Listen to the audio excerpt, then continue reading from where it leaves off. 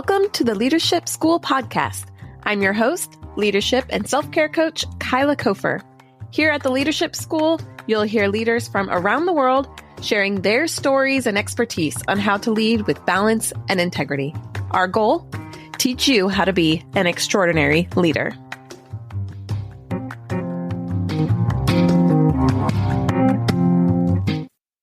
Laura is a master storyteller, and she brings us into the craft of storytelling. She trains people into telling great stories. So how does this matter to leaders? Because as leaders, what we're doing is we're bringing people into a story. And the better we are at telling that story, well, the more we can get people on board. So I'm not going to get into it too much here in an introduction. I'm going to let the conversation do that. But it's a really powerful thing to be able to tell a great story. And Laura's going to walk us through the hows of what that looks like, how to do it, how to be a better storyteller in your leadership. Thanks, Laura, for joining me. Well, Laura, thank you so much for joining me today. I have been so looking forward to our conversation. I'm really grateful and honored that you're here with me here at the Leadership School. I'm very excited too. Awesome. Well, let's dive right in. And why don't you tell us a little bit about you?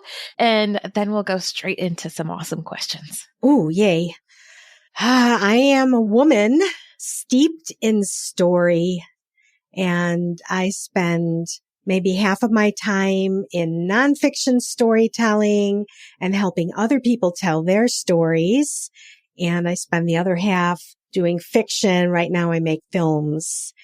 And I guess the other piece of me is that I've been an instructor most of my life, and I taught college and then went into corporate training.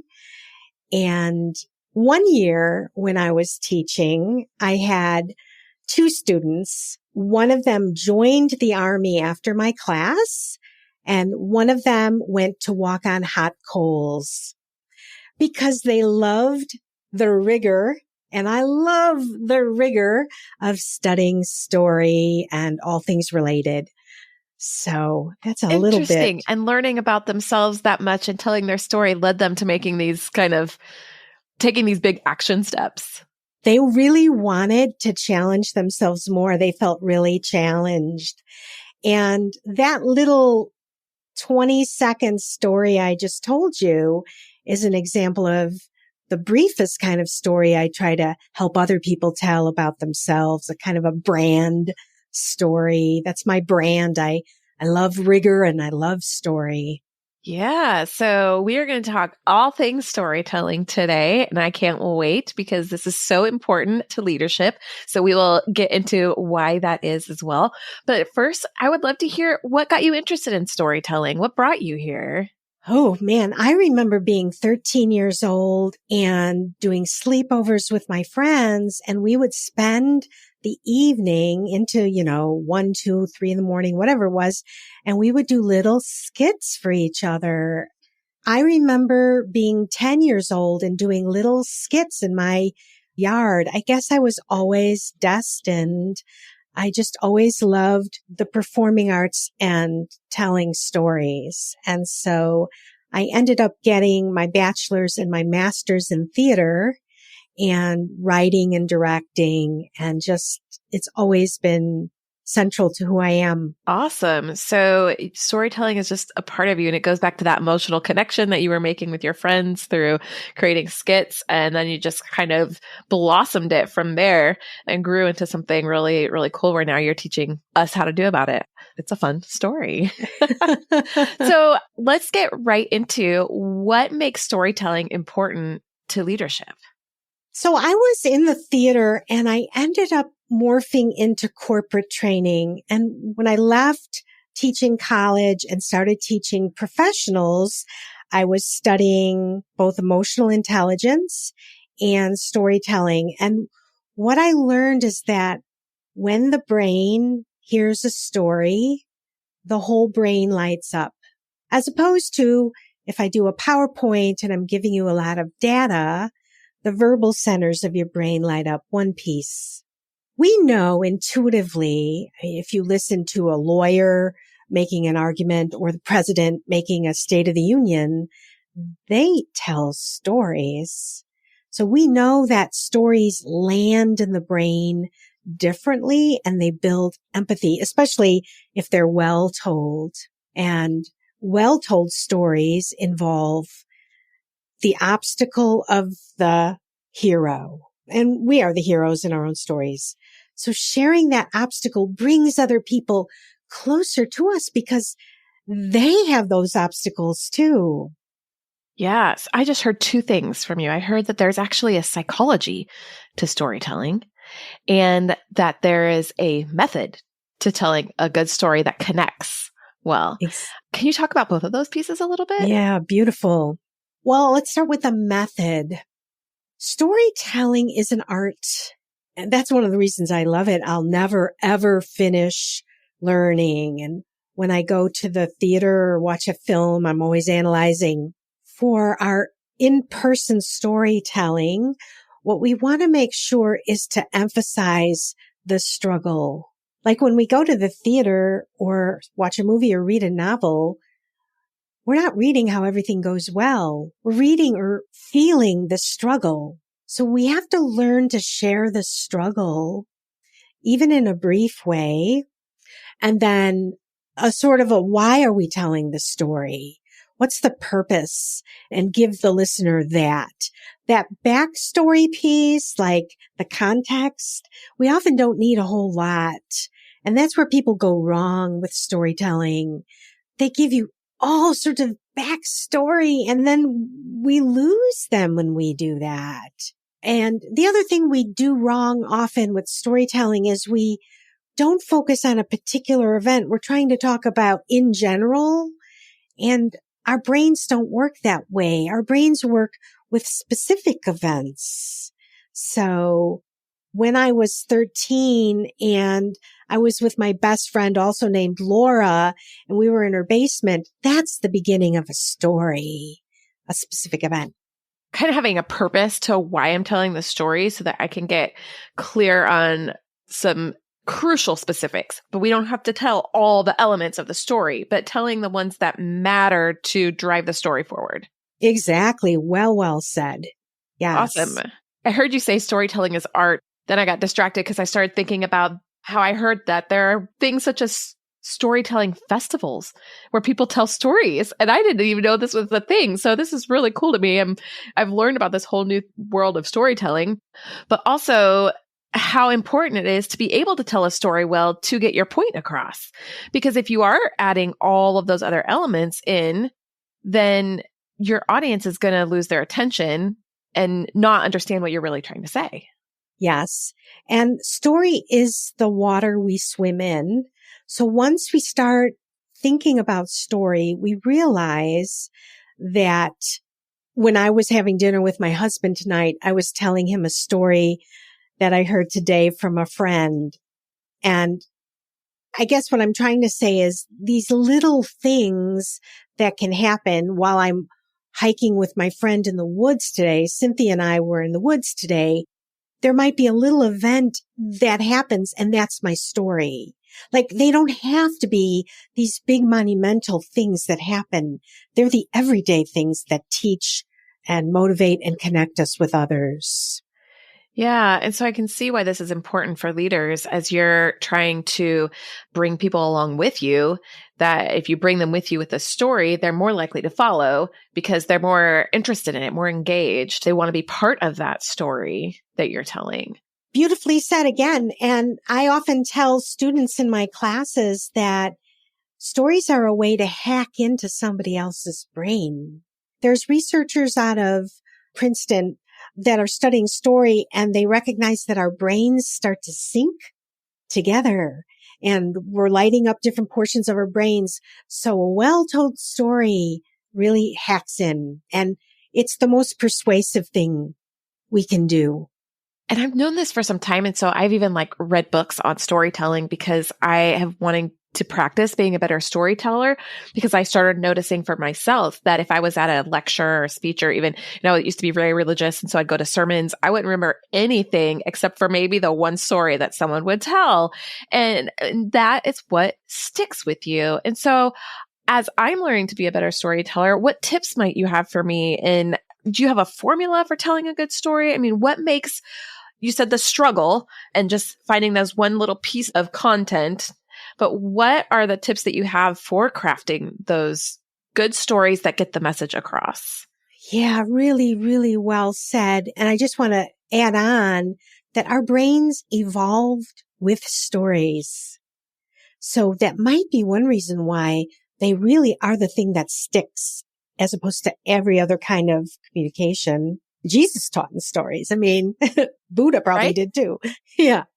So one thing is we need to practice our stories, which maybe feels strange because there are stories. So why should we have to practice them? But we do.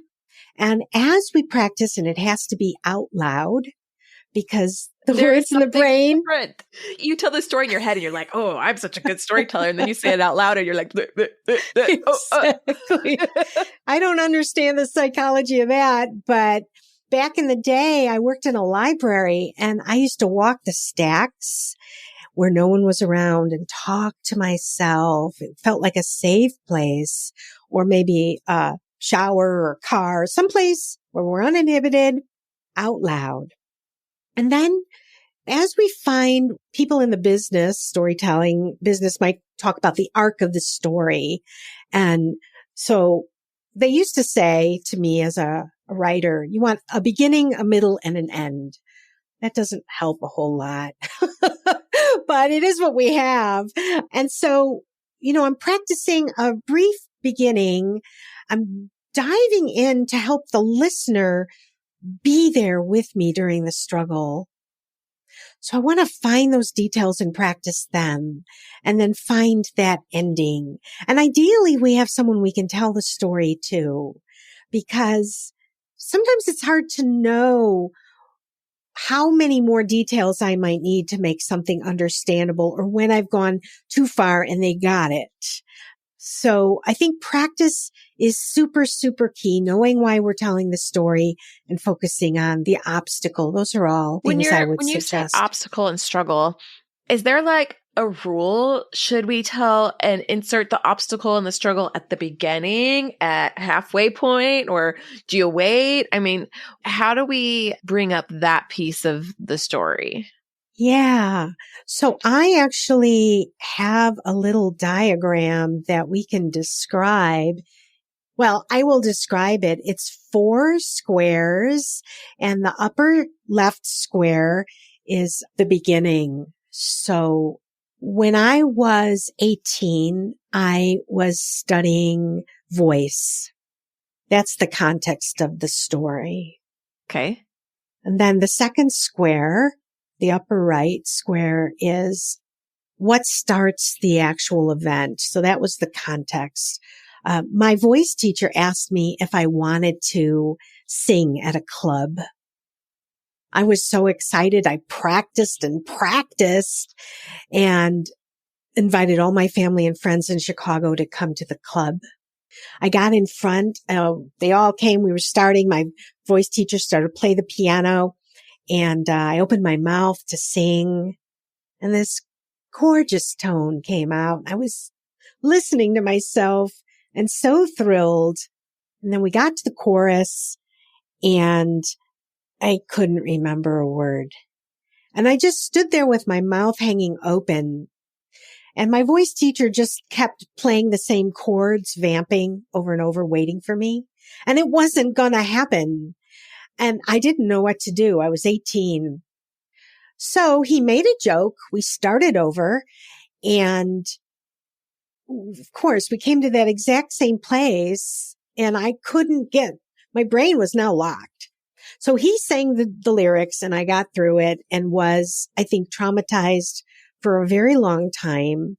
And any kind of public speaking for me was excruciating, hard, and felt impossible, which is, of course, ironic because now I teach public speaking. So that is the example. I got to the obstacle, and then I kind of gave you what the story was about. So I think the main event is the obstacle, but I didn't even spend that much time with it. And the obstacle can be just internal, how we talk to ourselves. the struggles we have inside. A lot of times it is, isn't it? And that's what we relate to. Yeah, absolutely. I can definitely relate to that. So finding a way to give the context. You had your 4 squares. You said the context, then how the story begins. Uh-huh. Writers talk about it, inciting incident. So how the story begins, the obstacle, and then the lower right is the resolution. And we don't have to, some stories are very complicated and we can just skip forward in time and give a resolution that happened years later. That's fine. When is it valuable to lengthen a story? Because I see the value in making a story short and sweet, right? Making sure you get right to the point, you're clear. But I imagine that there are times when it's valuable to give more details. Yeah, that's a really great question. I want to say something fast while I'm thinking about it. Yes, please. Is one thing that I've noticed is before the pandemic, I was teaching corporate training classes in emotional intelligence, public speaking, and I would tell stories, not usually very long. But then I started teaching online, and online, I've noticed that storytelling is much, much, much, much, much harder. And I also know from experience that my clients online, if I'm teaching a group, when I start to tell a story or when I used to, they would go check their email. I could tell on WebEx that they were doing something else. So I just want to make sure people know that storytelling live seems to be a different animal than storytelling online is what I've learned. So I think longer stories have to be where people are there for story, right? Okay. So storytelling events are, of course, somebody's telling a story that could last a half an hour or longer. But what I know about workplaces, and this is what I'm trying to help people understand, is that story is their best way to connect. But most people in the workplace go, we don't have time for story. They see it as a waste of time. And so I think short is what we need in business, but entertainment is all about that embellishment. So when we're in a space where people want to be entertained, yeah, for sure. Okay, that makes sense.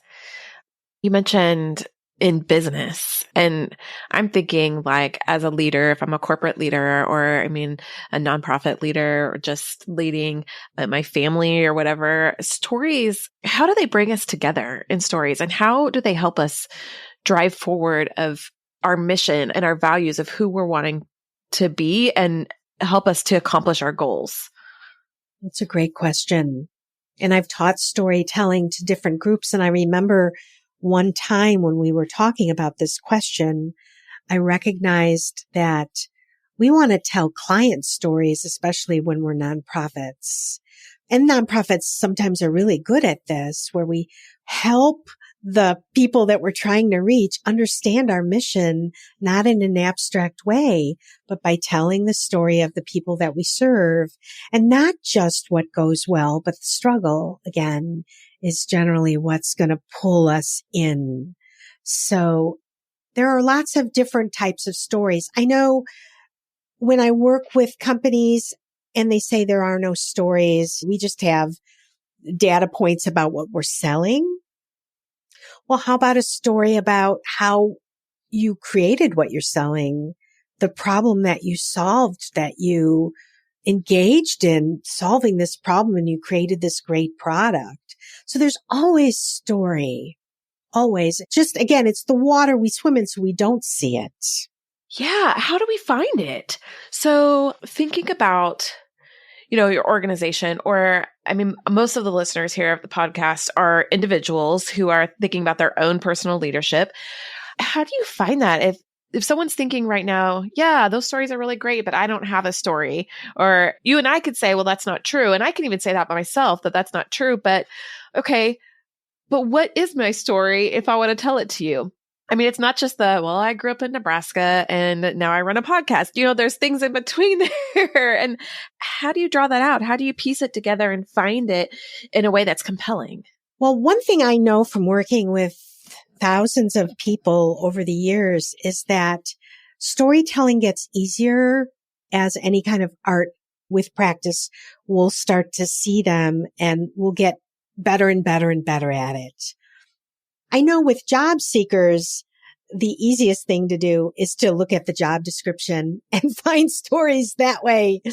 But I think for other leaders, maybe one suggestion I would have is to look at the struggles they're facing, because I think our culture has us hide that stuff, and that's where the juiciest stories are. So any struggle that we're facing personally or professionally can be part of a story that connects us with other people. And when we share them, I think it makes the world a safer, better place, because we're all expecting, unfortunately, in our world today, the airbrushed version of our lives. And that's boring as heck. Actually, perfection is boring. And so just to veer off to a related subject of public speaking and storytelling, is like this for me. As I teach public speaking, we spend a full half day on storytelling because it's the basis. We have to make friends with imperfection. Imperfection is what makes us compelling, and perfection makes us boring and uptight. And you don't have an opinion about this at all. If I had a nickel for every person, especially women, but every person who was struggling with speech anxiety, which was related to being a perfectionist, I would not have to work anymore. It's just an epidemic. And once I help people remember that perfection is not the goal, all this energy that's been kind of held captive comes out, and they are dynamic and powerful and amazing. Wow. Yeah. And there's some vulnerability that comes with that, having to be vulnerable and willing, thinking about, for example, today, if we want to be telling about messy things and obstacles, today I finally folded a basket of laundry that I have been trying to fold for 3 days. 3 days, this pile of clean laundry. It's been sitting wrinkling in my laundry basket. And I even folded half of it yesterday and didn't finish because I didn't want to do it. So finding ways to tell that as a story and relating to people, something even as simple as a basket of laundry, people can relate to that because everybody has laundry and we all have to get it done somehow. But we might not want to admit that it took us 3 days or more to fold a whole basket of laundry. So I'm seeing how the value and even just the little things of weaving that into a story. Well, as you were telling it, I felt very compelled and I could relate. And I love that connection with, oh, yes, I'm there too. So yeah, you told that beautifully. Well, thank you. So then the question is, what is the story about? Is the story about procrastination, or there are many things the story could be about, and you can use that story in multiple ways. And maybe you would add a piece to it about your kids or about your podcast work, or I don't know. That's the art of it. Yeah. Yeah. So for me, I would add into, I focus in well-being and I talk about well-being, life balance, self-care. So when I wasn't folding laundry, I was doing the resting that I need to do. Or when I wasn't folding the laundry, I was spending the time with my kids, or there were other things that were happening. It wasn't all about getting the laundry done. That is beautiful. That is beautiful. I know when I am teaching, my house is a chaotic mess because my focus is on getting that lesson totally planned. So yeah, what is our priority? And that could be, and you could do a whole TED Talk or other kind of presentation on what is our priority in our lives? How does that show up? You're giving me ideas here. Hey, I'm really grateful that you're listening to the Leadership School podcast. Since you've listened this far in, it tells me that you're really enjoying it. It would mean the world to me if you could think of one person right now who might really benefit from this content. Take a second and share the podcast with them. Let's spread the word and grow leaders with integrity and balance. Yeah. Well, and I'm thinking, how do we really craft that good story about ourselves? The story that we want people to hear. And like I'm hearing you say, that really does incorporate vulnerability, to not try and tell people the story of my perfect life, but to tell the people the struggles and fill in how the struggles led me through, or how I got through them. The hero in there. You mentioned the hero's journey. What is the hero's journey? Yeah. So Joseph Campbell, the mythologist, years ago, was studying all the mythology of the world. And he noticed there was this pattern that would always emerge that had to do with the hero of the story struggling. Sometimes, there's death and resurrection stories, or just struggle and everything feels lost. Any movie, any blockbuster movie, there's always a point in the movie where the hero, it's like all is lost. And that's the hero's journey story. That is a wonderful template when you're wanting to hook into sort of the way our brains work. I really think these templates in our brains, Jung called them archetypes, they're really, really deep in us. So when we hear a hero's journey story about struggle, struggle, struggle, oh my God, I'm never going to make it. And then the breakthrough, there's a power in that is really very compelling. I think part of what's happening, not to get political, but I'm watching what's happening in Ukraine, and I see storytelling, and I see why the West is so hooked into this. Some people are saying, these things have happened before. Why are we so hooked? Well, there's some amazing stories that are hooking us, whether it's Zelensky's way he is, or just the whole underdog versus the David and Goliath story is being played out. And we're all being impacted by it. Stories really go deep into us. For generations, before even we had written word, people were sharing even the story of creation, the story of culture and history were told orally. And that's how we've passed down so many things about who we are. And we're passing down the family stories about crazy things that have happened in your family, or how we share our family's culture, our family history. And we don't always write things down, and we share these things orally. But there are differences between the oral storytelling and the written storytelling, but we have both of those in there. Oh, you're plotting. So go into that a little bit. Yeah. Yeah. Wow. So I'm glad you brought that up, because one group that has a really hard time with storytelling are writers, because writers love that turn of phrase. They love the perfect phrase. And so they can get caught up in trying to memorize, which is deadly for oral storytelling. Oral storytelling is about authenticity, vulnerability, and flubbing up sometimes. But it is that aliveness that makes it so powerful, so compelling. I taught speech for years at colleges, and the students that flubbed up, we often enjoyed their presentations a lot more because there was just something really real, as opposed to that perfect memorized thing. More conversational, like bringing somebody else in it with you. I always notice this at the beginning of even just doing this podcast, that there's a different tone of conversation versus interview. And if I'm reading a question versus just engaging and asking a question, that there's this difference in the way I'm approaching the conversation just here in this podcast. But I've noticed too, just as I am interacting with my clients, when I'm doing presentations, that there is a difference in when I'm here in the moment and I'm recalling information, but I'm bringing it in this unique way that's relevant to the people in front of me. It brings them into it and makes it a conversation, as opposed to when I'm just sharing facts and figures and people are like, yeah, and distracted and writing notes and they don't even care because you're just reciting information. So there is that difference. For sure. And when people are reading a PowerPoint at work, it is the deadliest thing you can do, because we aren't engaging. We're often going way too fast. The listener tunes us out. There's so many ways we can touch each other. I remember when my husband's father died, and Rick is shy. We're opposites, right? I'm the extrovert. He's the introvert, but he wanted to do a eulogy.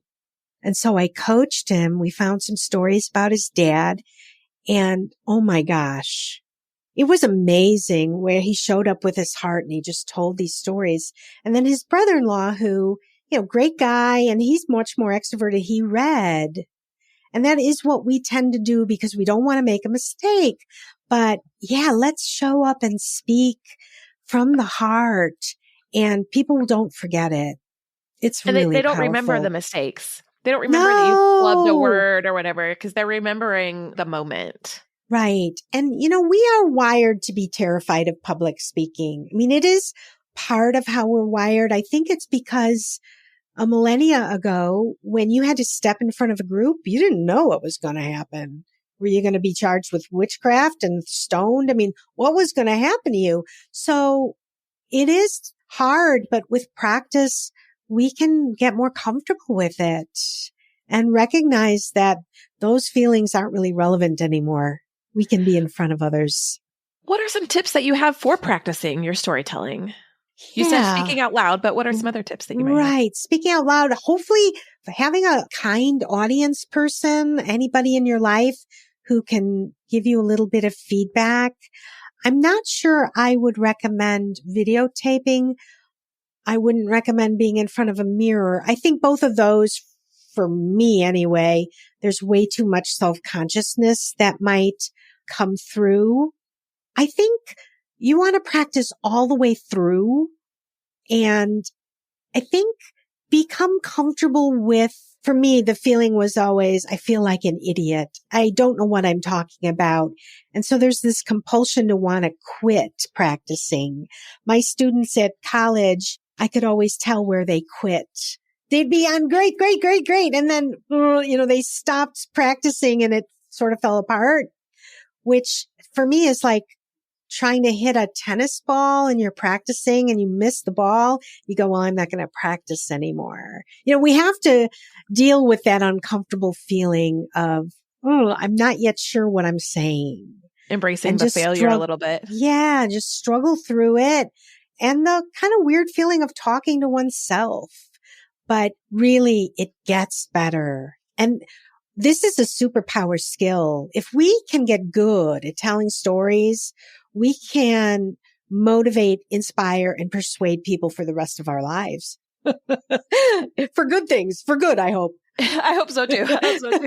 Yeah, no, that just sounds really beautiful and exciting. It makes it sound so much fun. And the more you practice telling a story, even if you're telling it in groups of people, the more confident you are in that story and in the details of it, and you might tell it exactly the same way over and over because you've told it so many times. And it's fun. And I just had this glimpse of the grandpa who's told the same story 27 times. And you're like, yeah, grandpa, we know that story. But yet it's still funny because he's so good at telling it. Yeah.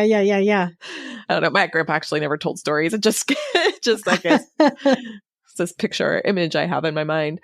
Yeah. Well, we've talked a little bit too about the rapport that storytelling brings. I feel like it brings on some empathy too for us. I have the empathy for my grandfather or your grandfather telling this story. I feel empathy for your husband as you're just talking about him doing that eulogy. I was even feeling it in my body of him and his nervousness about being up there telling this story. And the story wasn't even about you. So I just see how clearly it connects us to each other. Yeah, right. And you're reminding me that we don't have to tell our own stories. We can tell other people's stories too. How do we do that appropriately with integrity? Because there are times when I thought that is that person's story to tell, so I shouldn't be the one to tell it.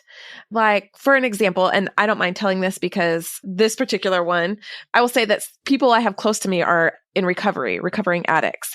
And I'm cautious about that because they don't always want people to know that they're in recovery. And so I'm cautious about that's their story to tell. And I don't want to share with the world that they're in recovery. But at times it's appropriate. Like sometimes I speak to groups of recovering addicts. And so when I'm speaking to them, I'll say, oh, these people who are close to me. And that helps build that rapport. They go, oh, you understand me a little bit, since I personally don't have a history of addiction. So it helps bring that in. But I might not name the person, just like I'm not doing right now, because it's their story to tell. I'm going on way too long for this, but I want to just say, what are some maybe guidelines and rules that there might be about telling other people's story with integrity? Yeah, I think you've named it in terms of if there are details or names that would be inappropriate for me to share. In general, storytelling, names and numbers are helpful. So if I'm telling a story like you're describing, I might say, there's a person in my world, let's call her Jamie, and then just tell the story and really hide so that nobody could trace back and find. And I'm only going to do that if there's a really important purpose in it, right? But I think in the workplace, this comes up a lot for me because people are afraid to tell certain stories that involve coworkers. And I think there are ways to hide the identity of someone, but still get the gist of the story that's going to really help somebody. That's the point, is these stories can either be entertaining or helpful. Yeah. I do want to mention one other thing about storytelling that is very therapeutic in my world that I notice is working with job seekers. I have worked with a lot, especially during the pandemic, and there are so many people with shame around their work history. Most of us are hard on ourselves. So really helping them to see the goodness in their stories. And I mean, honestly, I'm not blowing smoke. That's not going to help anybody. But to really help them see the struggle that they were in. And if they failed, what did they learn? And so that's a whole other area of storytelling I wanted to make sure to mention. Actually, I'm really glad you did. And you brought that back up. And we kind of touched on it a little bit ago. Like, how do we bring out our own stories? And you had the 4 squares and telling a story. But in the case that you just mentioned, somebody who is looking for a new job and has some shame around their own stories, what are questions that you start asking either when you're writing your own story, you ask yourself, or if you're helping someone with their stories? What questions help you draw those things out? Like, where would you start? If someone says, well, I don't have a story, I don't know where to start. So as I said before, that job description can help us think about skills that we have and then hopefully find times that we've used that skill.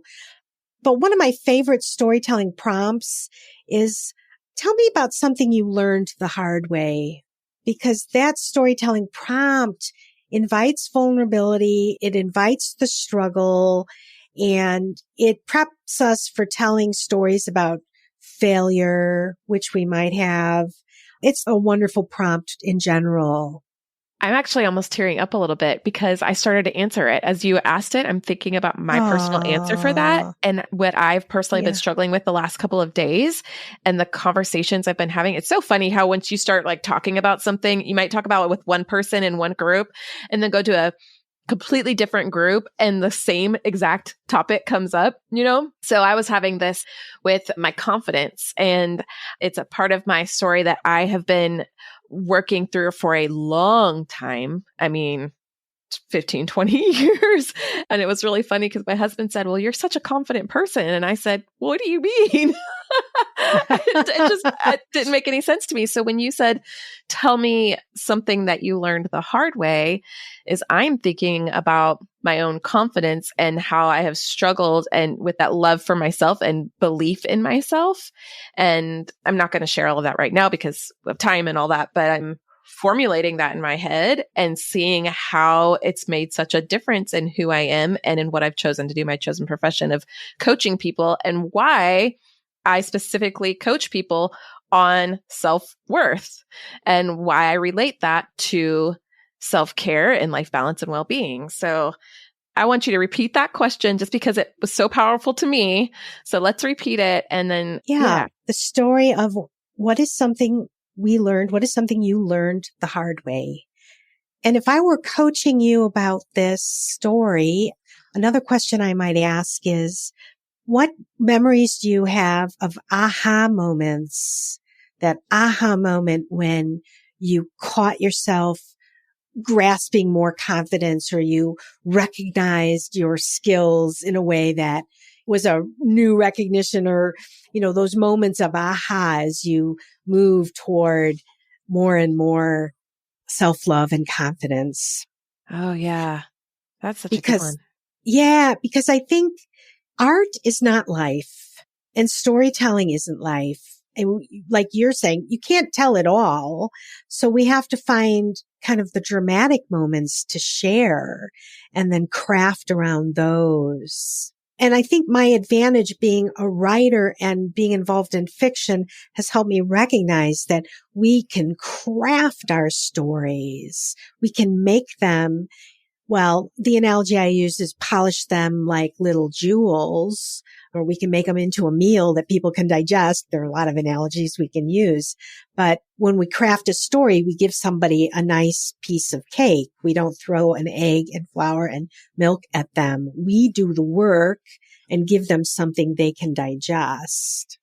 Yes. Oh, sorry. I was thinking because my son today, you mentioned cake, and he's in this thing where he likes to make potions, and he'll just start mixing different ingredients together. And usually it's like dirt and water and something. And today he was actually using baking ingredients. Well, then my husband comes home and he says he wants to bake it. So then my husband's like, okay, we'll just add eggs and some more flour and all this stuff. And they ended up making a loaf of bread, and my husband tasted it and he went, that was totally not related, but it made me think of it. It was just really funny. But that my son was funny. So proud of himself. He should be. You have an endless supply of stories with your kids. Kids do provide an endless supply of stories. They are wonderful. You got to take in the habit of writing them down. And that's something I'm learning too, is when a moment happens that could be a story, to write it down, record it somewhere. I have notebooks that all over the house and I can never find what I need. But so I've been trying to do it on my phone, just writing down these moments, and I might never return to it. But when I need a story, or I'm writing something or preparing a talk, then that's the place that I can go to are those lists. And you've already got some stories ready to go. You don't have to try and draw them from somewhere. Beautiful. Well, so we mentioned it earlier about storytelling and integrity, but what does integrity specifically mean to you? When you hear the word integrity, what comes up? I think about integrity as being whole. So my whole self. So the spiritual self, the emotional self, the intellectual self, and showing up kind of with all of it. So that's one thing that comes up to me. I think when I do emotional intelligence work, I remind people that we can be human beings at work. Keeping our humanity, emotions are key to that. Yeah. I think that too, with storytelling, just allowing the emotions to be in the storytelling. Like if there's a moment that you need to cry, crying, and don't feel like you have to hide that. Or if there's a moment when you get to be excited, don't try and tone it down. Or I feel like there's probably some integrity into the how you're telling the story, not just the story itself. Yeah, that honesty piece of the storytelling, and not spinning things in a way, there's a lot of spin in the world. And I think for me, and this is also emotional intelligence work, is recognizing, we all kind of put on a persona, that's just part of how life is, but being able to recognize the difference between the public persona and the inner me, and being able to be fluid about that. I mean, we don't necessarily show everything all the time, and that's exhausting. Well, and we don't want our audience to worry about us. So, we might hide a little bit, but in general, that honesty is key. People sense it. They know. Yeah. Awesome. Well, what about balance for you? You said you you have clients, you teach students, you have a home that you take care of, you have understood the laundry stories, you have that going on, and you have a lot of things going on. But I think since we're talking about storytelling, again, this could be a twofold answer. So what does it look like? Do you have balance in your leadership as a storytelling coach and instructor, but also maybe balance in your stories? Like, what do you balance with how many stories you tell and don't tell, or balancing the story out so it's not just all details and no point? Yeah, wow, what a rich subject this is. I'm just so lucky in my life these days that I'm self-employed with everything that I love. So I think for me, balance is about not doing one thing only. Like, I worked on the film today. I took a walk in the woods today. I'm going to spend some time watching Top Chef with Rick. That's our guilty pleasure. We adore that show. It just started again. So yeah, I think eating well, of course, sleeping. But I'm sorry again to float back to emotional intelligence. I really do find that central is to be able to track, what's working and what isn't working by the emotions I'm feeling. So I think it's been a long struggle for me to find what works best. I used to produce theater and I was miserable, and I don't produce theater anymore. I make films in my basement alone, and I'm much happier. So our emotions are a constant GPS for us. That's not always accurate. The GPS has some funky things in it. We have to figure that out. But in general, tracking the emotion and recognizing, hey, this feels good. I'm going to keep doing this. I've been dedicated to that for a long time. And I think I'm reaping the benefits of that now. To say yes to this and no to this, or no to this person that every time I'm with them, it just feels bad. Boundaries. Yeah. Yeah. Well, what about storytelling? What about finding balance and rhythm in your storytelling? Making sure that you're not, I don't know. I can think of dozens of ways that the word balance would apply to how we're telling stories. But what about you, the expert storyteller? Yeah, I've really been training myself to try to tell brief stories. So I think that has been feeling good to me. But I'll tell you a story. I was teaching an emotional intelligence class recently. I've had some really bad experiences on Zoom. I'll be on Zoom. I'm the teacher with a group, and suddenly the toolbars will disappear. And then I'll feel awful, like an idiot. I'll feel like I can't make this work. So I started doing things on WebEx, and I'm more familiar with WebEx. And I taught a class this past week, and I could feel that because I was on WebEx and I had arranged things the way I like them, that I wasn't rushing through my stories, that I was enjoying the stories, and that I was trusting that this group of people that I couldn't see was enjoying my stories too. So we have to find a way to feel good about them and set things up so we feel good about them, whether it's the number of people we're talking to, or the venue that we're in, or the number of stories, or the length of stories. It has to work for us. Find ways to eliminate some of those obstacles that might be hindering us. Yeah. Awesome. Well, this has just been a delightful conversation, and I really have learned a lot, and I feel like I kind of want to talk to you for another 7 hours, but for the sake of time and our listeners' time, is there anything else that you feel like you really want to make sure people hear about storytelling and leadership? Well, I guess I'm really hoping that if somebody is looking for coaching, they might check me out, especially one-on-one coaching for jobs is something I adore doing. And yeah, check out my films and write to me and connect with me. I'd love to hear from some of your listeners. Yeah, absolutely. How do we connect with you? Where do we find you? So my business website is training, 4 and breakthroughs, trainingforbreakthroughs.com. And my film website is Laura Lewis-Barr Films. Is there a dash in there? No or is it dash. all one word? Very good. No dash.